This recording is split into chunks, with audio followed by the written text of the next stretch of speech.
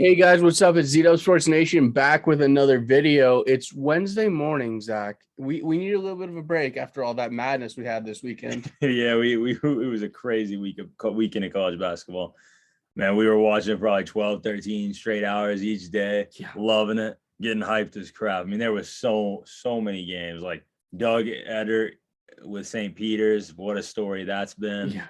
Uh Obviously 4 double-digit seeds making into the Sweet 16. One we predicted. One of them, Miami, our boys, go Canes. They came through for us. So Yes, sir. it's been a fun week of college basketball. And at the same time, Zach, we still have 3 number 1 standing. We do, but they've been scared. Yeah. And they have been vulnerable. We got 3 number 1 standing. None of them are looking great. And none of them are looking like world beaters right now. I think of all of the 3, we'll talk about it later, actually. But yeah, guys, you know what that means now is we're into the second weekend, which means the Sweet 16. It means redemption bracket time, Zach. Yeah, second chance for all of us. So with that in mind, we're going to share our screen and we're going to fill out a redemption bracket here, guys. We got a group going again. Same on ESPN fantasy group. It's going to be the same name as Z-Dub Sports Nation.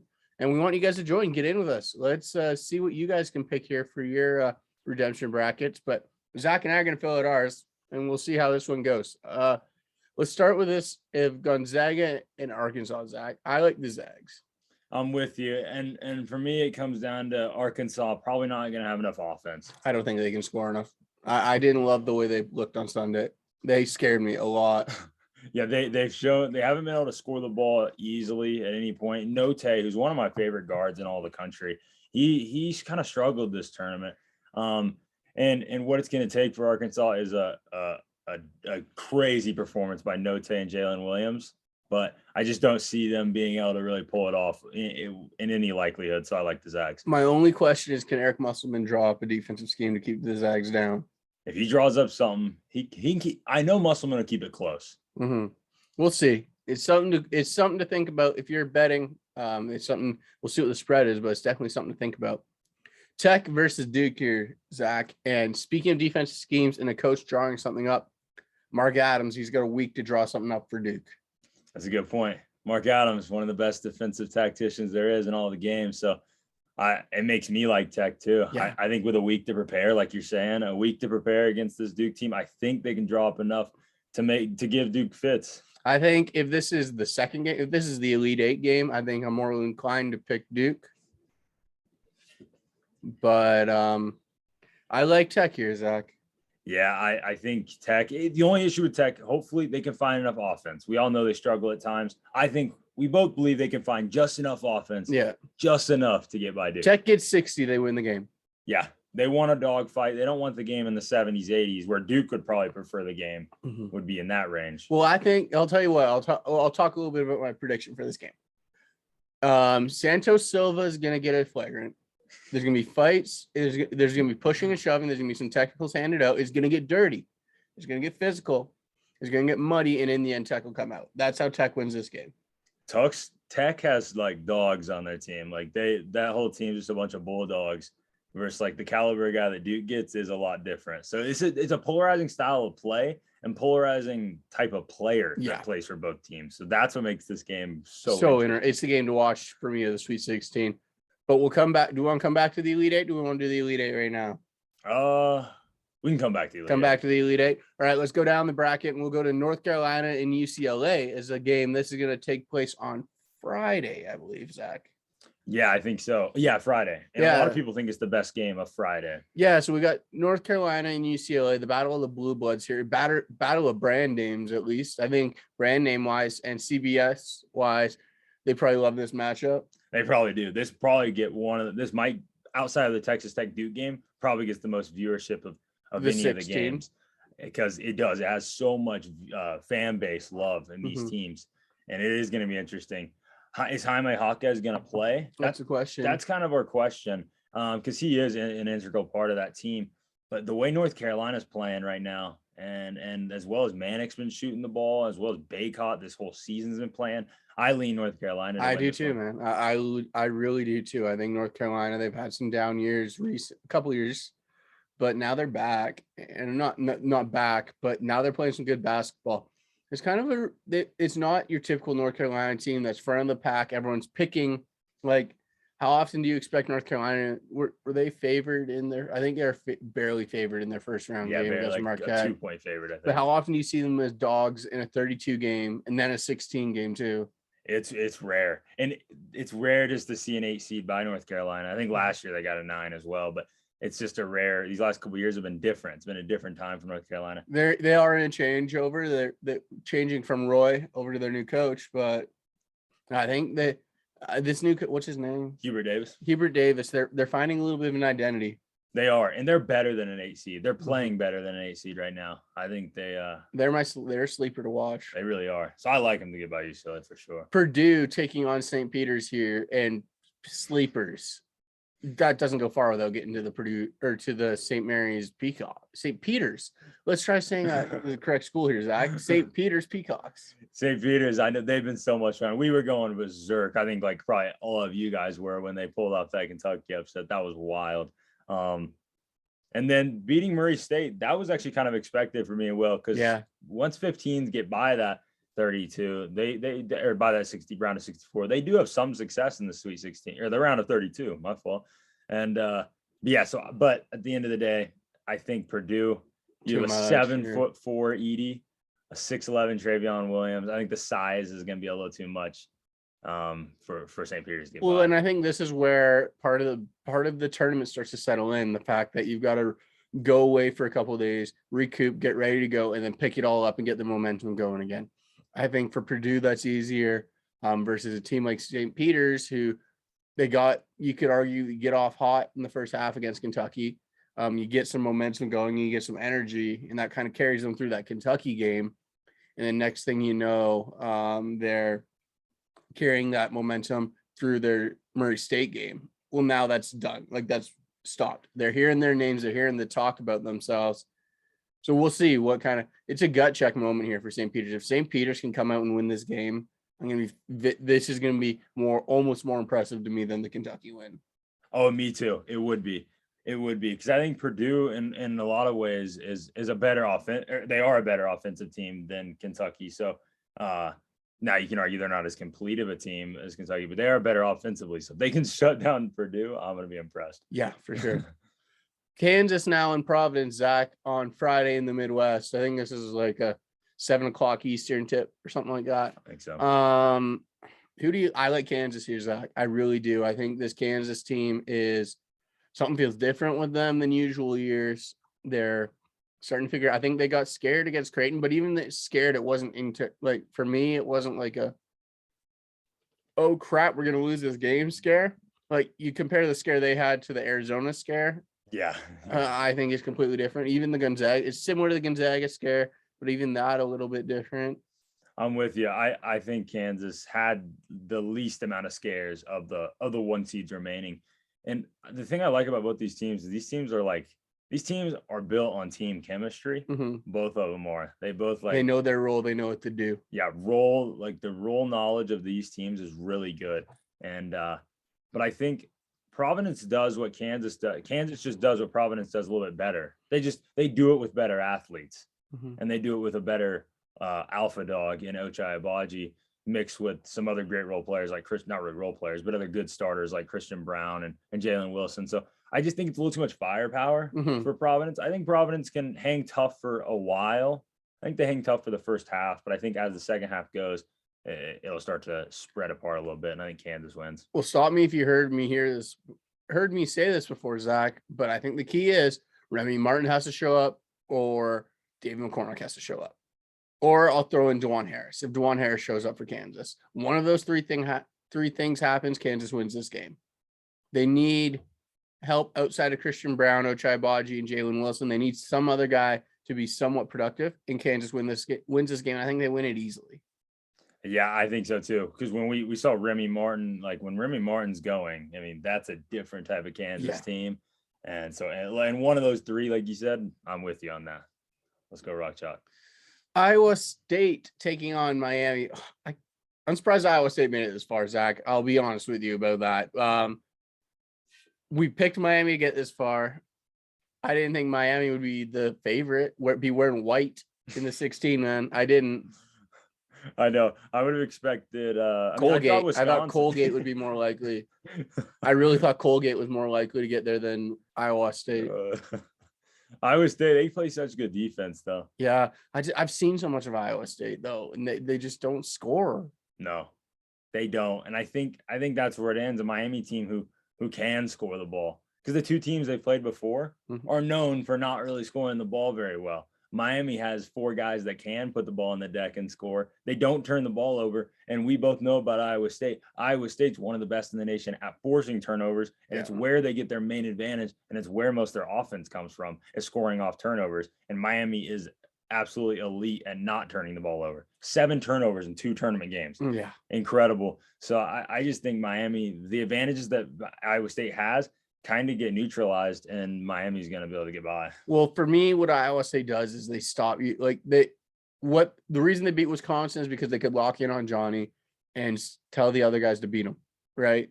You can't do that here against Miami. You just can't, because they've got, like you said, 4 guys that can score, which provides a whole different challenge for Iowa State and changes what they have to do. Now, none of those guys are the caliber of Johnny, but those guys can still score the ball. Yeah. So I like Miami. I do too. Too many weapons for Miami. Arizona taking on Houston up top, Zach. And we mentioned Arizona got a scare a little bit. And Houston is a team that Zach said he's been sleeping on. And after watching them this weekend, he said he's really been sleeping on. He gave a lot of props in our conversations to Houston. I'll admit I've been sleeping on Houston too. We're tempted, I know, to pick Houston here, but do we pull it?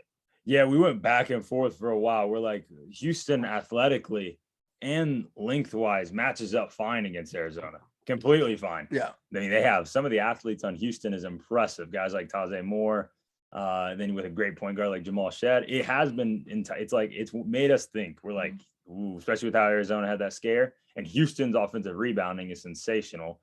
And Arizona allowed about 1,000 offensive rebounds against TCU. So we're a little scared, but they got the boards late. They got the big offensive rebound late, though. They did. I'll say that. In a few days of practice, hopefully, and Tommy Lloyd just saying, like, telling the boys to figure out offensive rebounding, hopefully, or not letting offensive rebounds happen.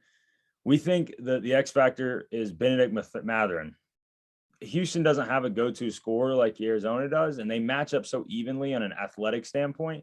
Now, the tempos that they play at is completely opposite. Houston plays pretty slow. Arizona plays really fast. But in terms of athletes, it's similar. But we like Mathurin, and I think he's the X factor. They've got the shot maker. I think that's the big difference. Is it's a tight game. I think we both agree it's going to be a close game. And when you get a close game, that's where you need a shot maker. You need a guy who can go down and get you a bucket. And I think having Benedict there, but on the other side, having Christian as well, where if they start locking in on Benedict on the perimeter, you just dump it off to Koloko in the paint. Yeah, and he was sensational against TCU. Really a big reason why they were even in the game for a while. It opens it up so much, having Benedict there. It changes the rest of the team. So we like Arizona in this game. Michigan versus Villanova, Zach. And although we picked against Michigan in the first round, we had them lose in the first round. That was picking with our hearts. Quite honestly, that was. If Zach and I talked after, and like immediately after, we're like, we should have picked Michigan. We should have picked we pulled. If there was tapes around us, we'd tell you to pull the tapes, man. Because we knew the matchup was bad. Colorado State has no interior presence. Like David Roddy's a 6'5", like a 3-4-ish, like he's like a small forward, power forward mix. They have no center. Hunter Dickinson from Michigan, we knew was a bad matchup. We picked with our hearts. But in other videos, I have been really high on Michigan, and Zach's kind of been there beside me about the potential of this Michigan team if they figure their crap out and just get into March. Well, Zach, they figured their crap out, it seems like, and they've gotten into March, and now they're standing here in the Sweet 16 again. Yeah, every year I feel like Michigan's in the Sweet 16 these years. It feels like, and what there's a lot to like right now about Michigan. Dickinson's playing fantastic. Eli Brooks is one of the just most steady guards in the country. He just doesn't make mistakes.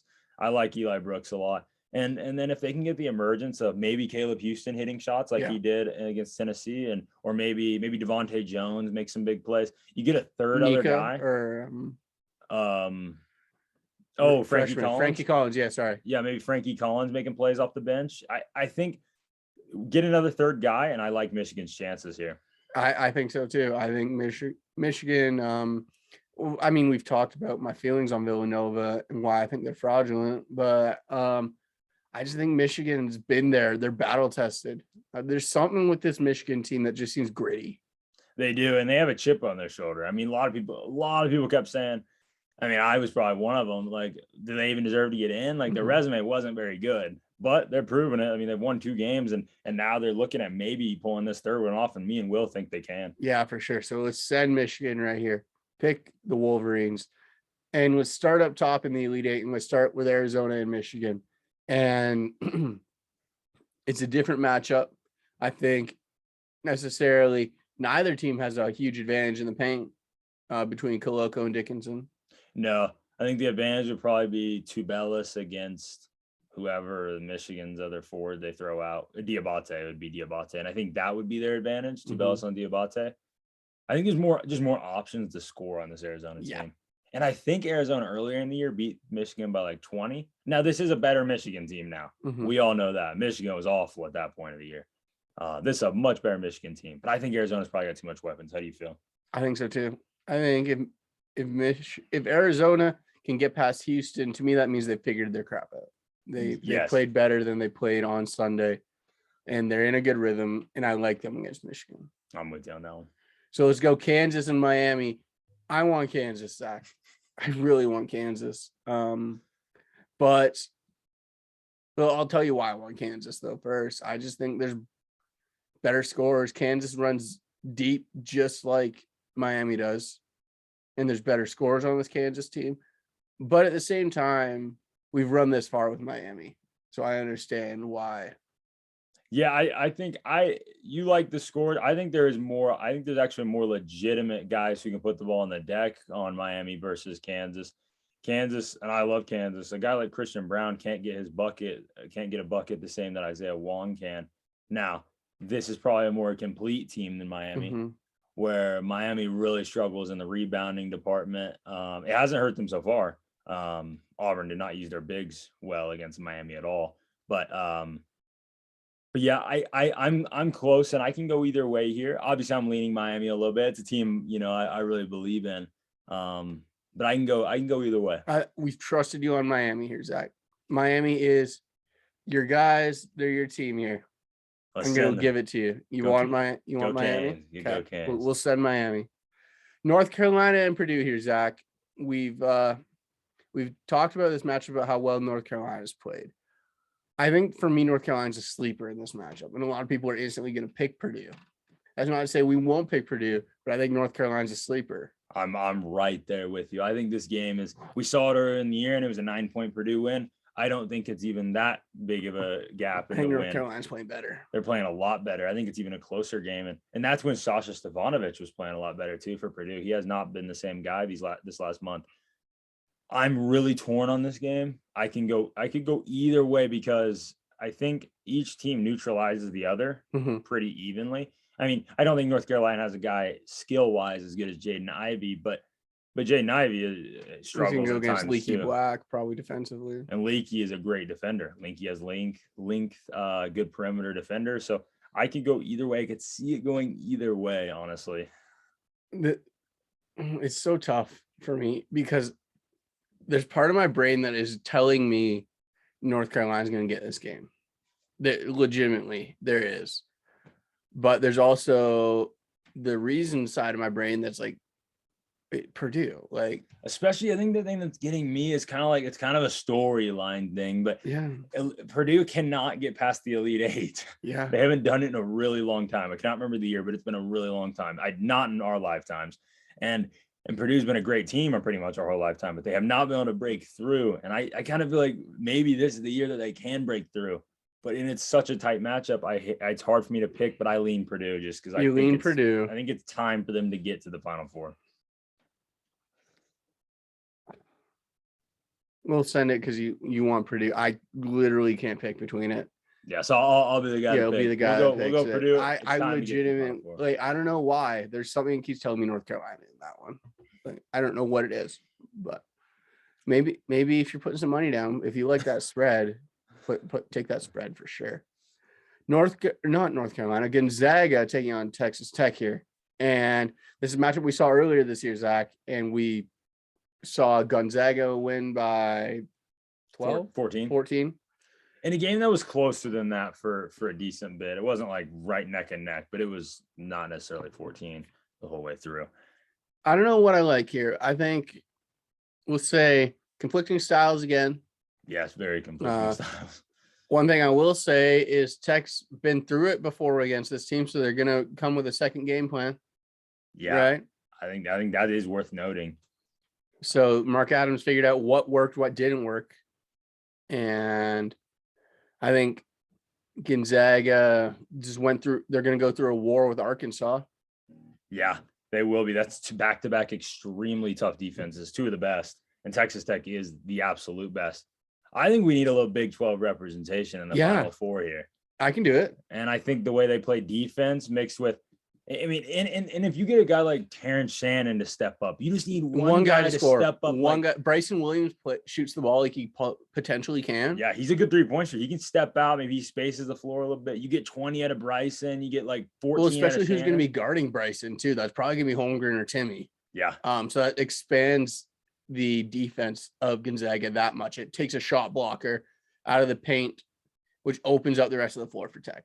And Tech likes to drive the ball, so that you're right. Having a guy like Bryson Williams to space the floor, bring bigs out, could be huge. And Big 12 has proven in this tournament that they are really good. I mean, 3 teams in the 16. 3 teams in the 16, and really, I mean, most people would argue that TCU should have also been in the 16. Depending on how that last call goes. But yeah, so I like Texas Tech to get by. I do too. I mean, let's talk 3 teams from the Big 12, 3 teams from the ACC. How about that? A year where people knock the ACC constantly, they get 3 teams in the Sweet 16 still. I know it kind of shows how the media can just like can screw. Even us, we knocked the ACC too. We 100% did. We did, but not to the level. Like we showed a lot more. Like we were honestly one of the best at showing some respect to the ACC. Not we'd be like, oh, they only have 4 or 5 teams in, but the teams that were in outside of Notre Dame, me and Will really liked. We did. We believed in North Carolina. We believed in Miami. Yeah. And sadly, we do actually think Duke's a really good team. But Texas Tech will be their downfall. Yeah. But I like our Final Four here. I do. So let's talk about it here. We got Tech and Purdue, Zach. And I don't know. Battle of 3 seeds, so there's not a seed differential here. I think if Purdue gets this far, though, I think they get over the hump. Yeah, I think they can get over the hump. I think they could probably, hopefully, I think Purdue could do it in almost the exact same game as this Gonzaga game. But I think Purdue, it feels like Purdue's time, though. It's like this is probably Purdue's best chance they have. Feels right. Something feels right with Purdue if they make it this far. Let's do Purdue. Purdue the title. Arizona and Miami. And Zach, I think the Canes end here. I do too. I think this is where the rebounding really comes into play. Our Arizona is a very big basketball team. They're very tall. They're very physical on the inside. I mean, they got good inside presence. I think Arizona is going to be just too much for Miami, sadly. So we got Arizona and Purdue in our national championship game. Arizona won our other bracket, Zach. But do we want them here winning it? Do we have the faith they're going to make it this far to start with? And then do we? Arizona. Yeah, no, I don't think so. Because Arizona, I think they can get this far as long as they get by Houston. Yeah. But I think Purdue, if they get to this point, this Purdue team, I think they're on a mission. I mean, this Purdue team, I think they can do it. I think it could be Purdue's time. So our final score here, Zach, what's our score? Oh, it's pretty high. I'll go 82-79. 82-79. The Purdue Boilermakers are the champions of the bracket here we have, guys. That's what we're thinking. We'll go to our group here. Man, those are some tough matchups to predict, though, because, man, once you get to this point, every team is so neck and neck for the most part. This is our group, guys. This is Z-Dub Sports Nation, the second tournament challenge, second chance on the ESPN Fantasy app. Get in there and join us. A public group, no password. We're excited, guys. So excited! Like I got a lot to look forward to. threw down an 8-leg parlay on the Sweet 16 game, so I'm excited for that. Hopefully it hits. We'll see. But yeah, we're looking forward to it. It's gonna be fun. There's a lot to like in the Sweet 16 matchups. Yeah, Especially Thursday's matchups are loaded. I'm honestly. excited. It's gonna be fun. Hopefully you guys check it out. Stick with us. We got a Discord, Zach, too. We're gonna put that in our description box. Yeah. We meant to get that going earlier, but we did. We got a Discord now, so join the Discord and we can talk Sweet 16. We got the Elite 8 this weekend too, so we can talk Sweet 16, Elite 8. Talk whatever you want, guys. But have a great day. Enjoy the basketball. Yep, we appreciate you guys. Thank you. We'll see you guys. See you guys.